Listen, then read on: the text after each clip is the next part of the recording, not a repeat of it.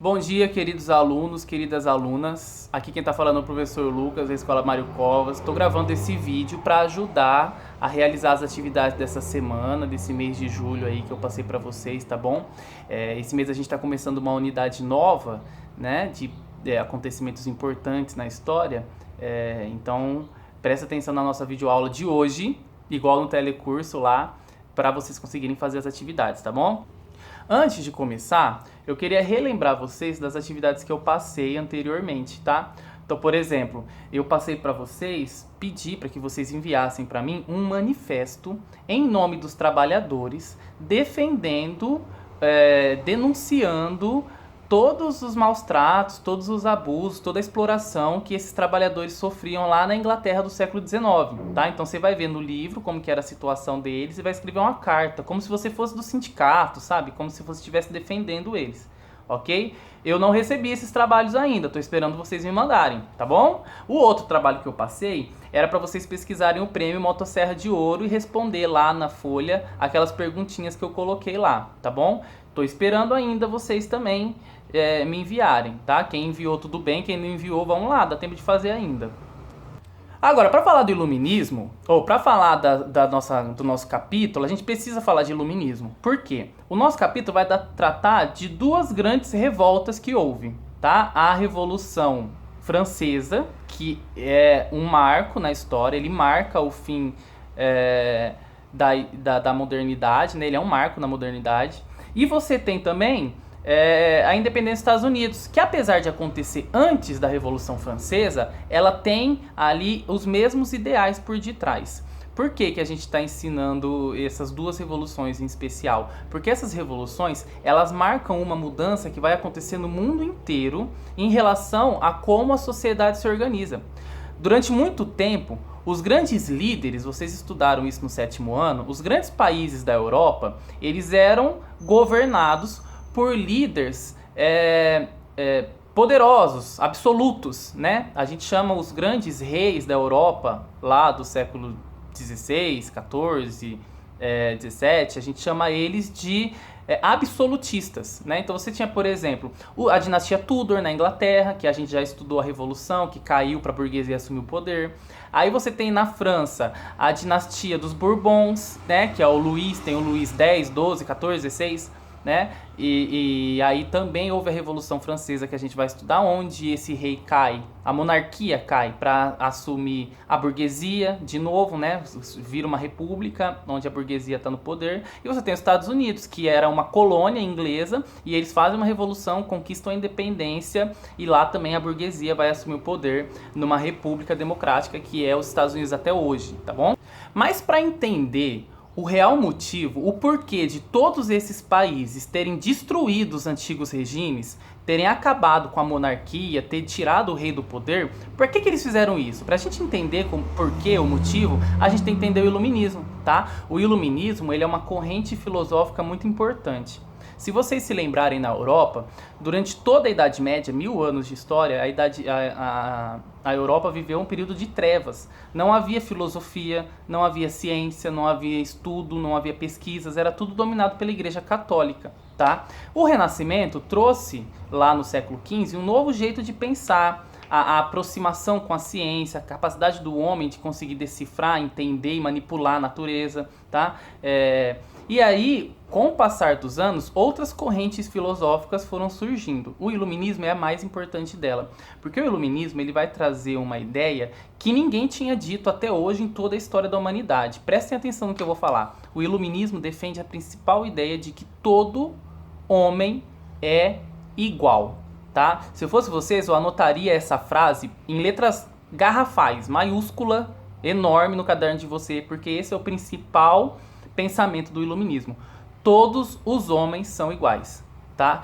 O principal filósofo que defende essa tese, que a gente vê aqui no livro, é o John Locke, tá? O Rousseau também diz isso, e ele diz o seguinte: todos os homens, ao nascer, são iguais, né? Eles se transformam nos homens que eles são a partir da sua educação, da sua formação, né? O Rousseau usa um exemplo muito legal, e a gente vê esse exemplo nos filmes, nas novelas que a gente assiste, nas séries.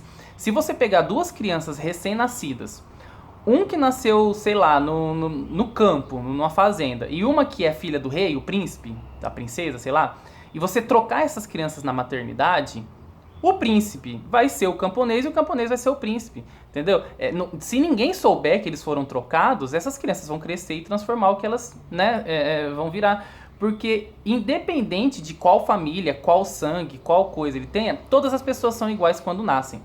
Se eu falar isso pra vocês hoje, igual eu tô falando aqui, parece uma coisa muito simples. Ah, professor, todo mundo é igual, eu sei disso, tá bom. Só que durante toda a história da humanidade, as pessoas foram classificadas, né? Elas tinham graus de importância que eram delimitados pela classe social onde elas estavam. Então vocês lembram, acho que vocês devem ter estudado no 7º ano, as classes da Grécia, né, do filósofo, o Platão dizia que existem 3 tipos de pessoas.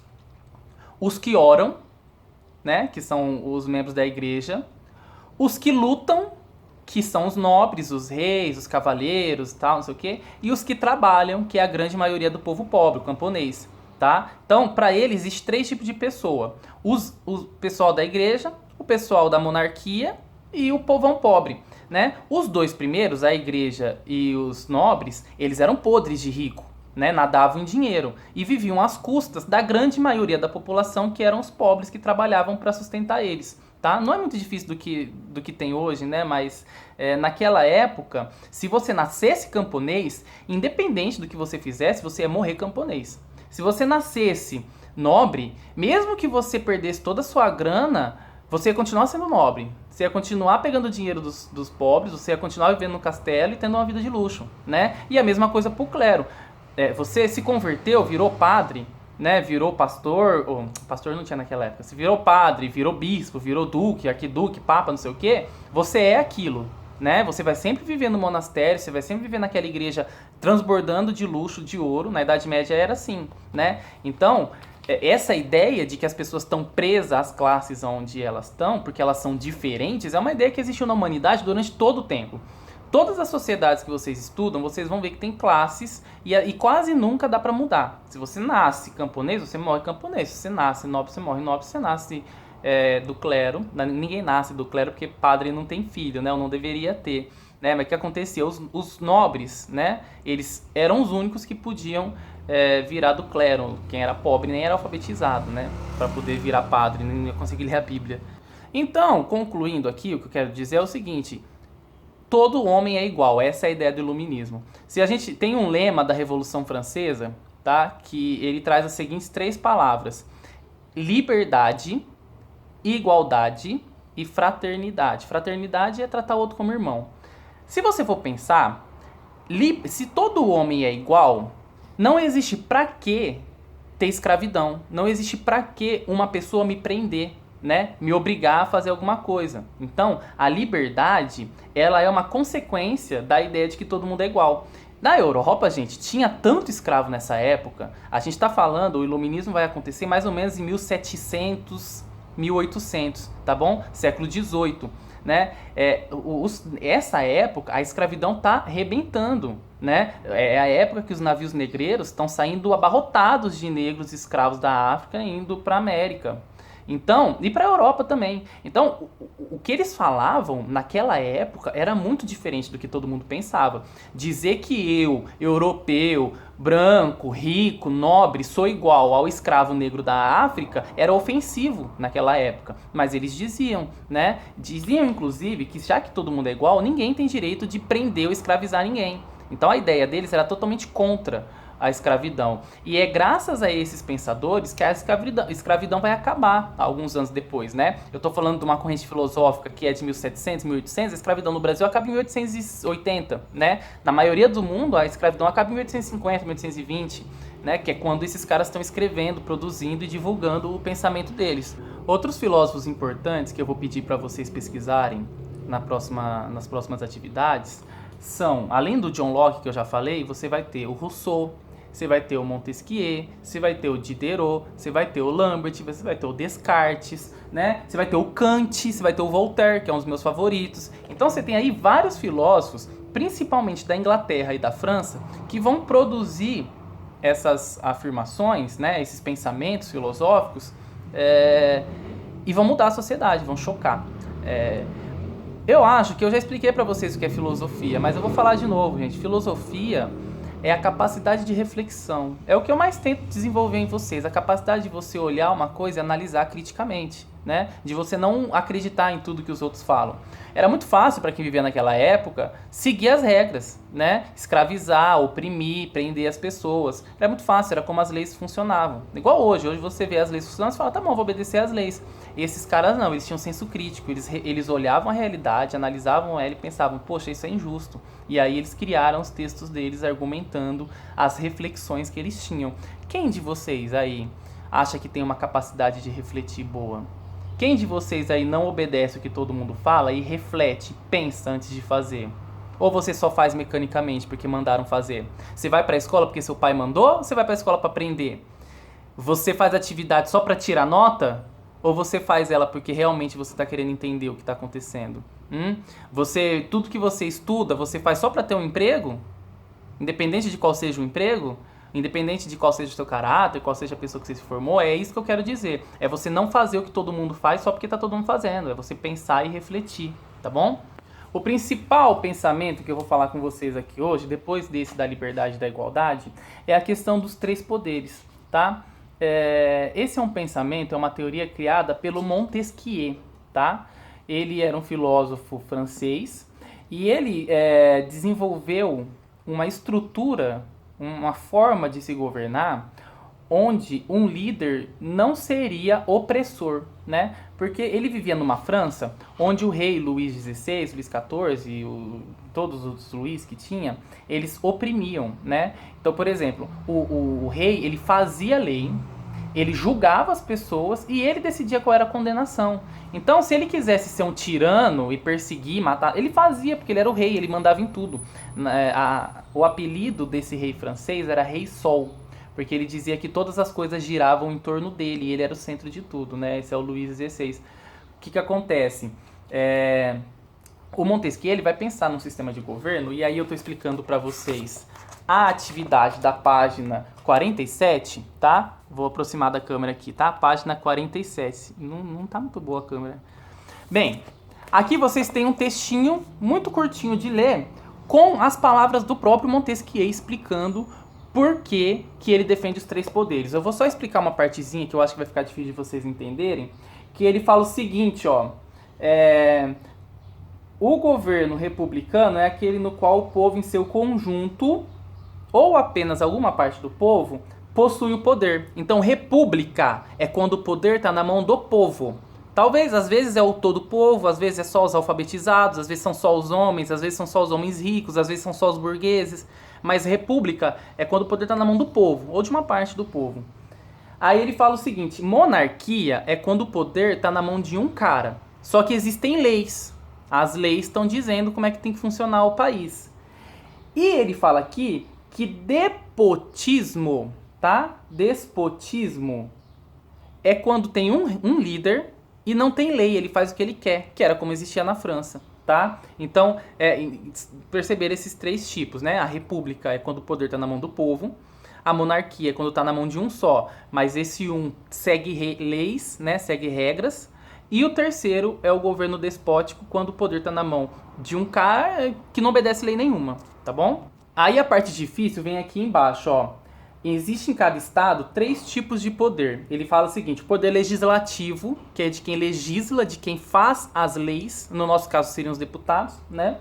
Tem o poder executivo, de quem depende do direito, que é o quê? São as pessoas livres, eu, você, qualquer pessoa normal, né? Então, esse é o corpo de pessoas que julgam as leis, né? São as pessoas que pegam aquelas leis que os legisladores fizeram e analisam para poder, né, agir, né? Então, por exemplo, o legislativo decide, em 2020 a gente vai gastar 80 milhões com educação. Aí esse aqui, que ele chama de poder, deixa eu achar aqui, ele chama de poder executivo das coisas que dependem do direito da gente. Né? O que é esse poder executivo? É o presidente, é o governador, é o prefeito, porque ele pega o que o legislador mandou e faz. Então ele executa a ação que a lei está mandando executar, entendeu? Aí ele chama o outro poder de poder executivo daqueles que dependem do direito civil. Né? É um jeito estranho de escrever, eu não sei porque ele escreveu desse jeito. Mas o que ele está dizendo aqui? Ele está falando dos juízes. Qual que é o direito civil? Né? O direito civil é o direito que está para todo mundo aqui. Quem quebra ele é punido. Então esse terceiro poder é o poder dos juízes, de quem julga se a pessoa cumpriu ou não os deveres. Então são três poderes. O poder legislativo de quem cria as leis, o poder executivo de quem executa as leis criadas, e o terceiro poder, que a gente aqui no Brasil chama de poder judiciário, que é o poder de quem julga se a pessoa está cumprindo ou não a lei. Esses três poderes, segundo Montesquieu, deveriam conversar entre si. Então, por exemplo, o judiciário julga se o executivo está fazendo o que o legislativo mandou. E o judiciário também julga se o legislativo não está mandando coisa errada, né? Por sua vez, o executivo escolhe quem vai ser do judiciário e como vai ser o trabalho do legislativo, né? O executivo aprova se o trabalho do legislativo vai funcionar ou não. Então, por exemplo, quando o legislativo, os senadores, os deputados fazem uma lei, precisa ser analisada pelo presidente. A lei não passa de simplesmente, os caras fez a lei, pronto, entrou. O presidente precisa aprovar ou reprovar. A gente chama de vetar quando ele veta uma lei, né? Então nota que esse poder manda nesses dois, esse poder manda nesses dois, e esse aqui, que é o poder legislativo, ele cria as regras que esses dois têm que obedecer. Então esse aqui também manda nesses dois. É como se esses três poderes estivessem ligados um ao outro. Nenhum manda mais e todos mandam em todos. Né? Entendeu? Assim, se um deles quiser ficar mais forte que o outro, os outros dois vão frear para que todos fiquem igual, tá? A gente vê isso no Brasil todos os dias. A gente olha, liga a TV, vocês assistem só Pokémon, mas eu que ligo a TV e o pai de vocês que liga para assistir jornal, a gente vê todos os dias os deputados em conflito com o judiciário, ou então o judiciário em conflito com o presidente, ou o presidente em conflito com os deputados, porque são três poderes, ninguém manda mais que ninguém, e todos têm que obedecer um ao outro. Essa é a ideia do Montesquieu, porque assim não tem tirano, não tem ninguém que manda mais. Cada um manda o tanto certo que tem que mandar. Então, se você olhar o texto aí, ajudando vocês a responder, se você olhar esse texto, você vai ver que ele está meio que criticando o rei da França. Ele está falando, olha, o rei da França tem todo o poder concentrado nele. Por que a gente não cria três corpos diferentes de poder para que cada um tenha ali a sua tarefa, né? Não centralize tudo nesse cara que é um tirano, tal, não sei o que, não sei o que.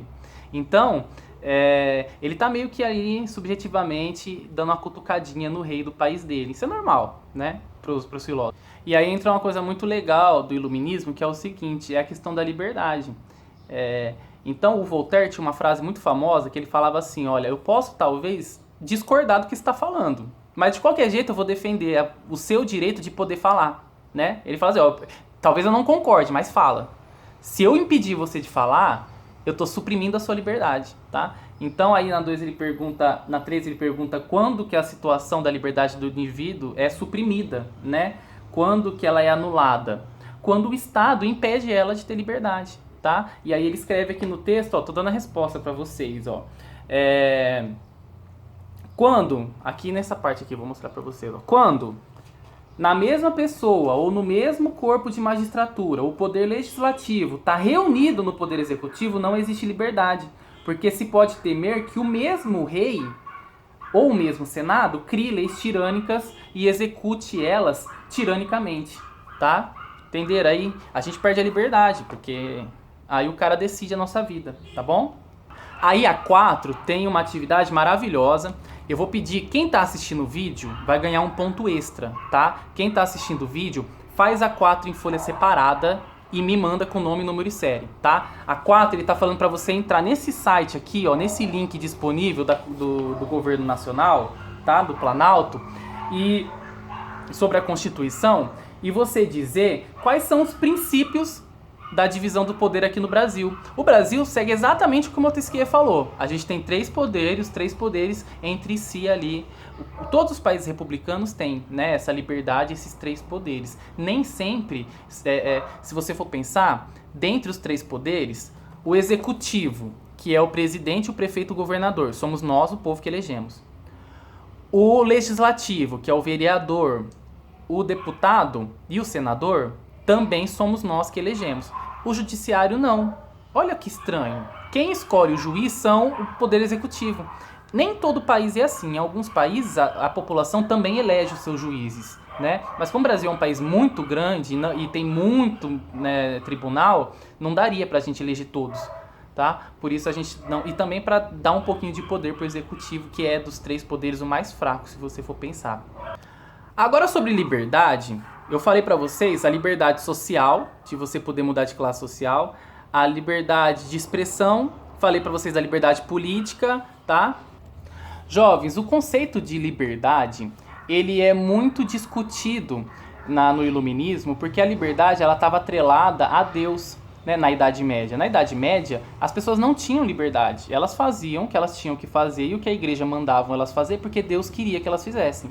Inclusive os reis, por que um país inteiro obedecia o que um cara falava? Né? Por que aqui no Brasil, em 1825, quando o Dom Pedro I foi embora, a gente começou todo mundo a obedecer um garoto de 15 anos. Um rei, o Dom Pedro II, assumiu o poder com 15 anos. Então por quê?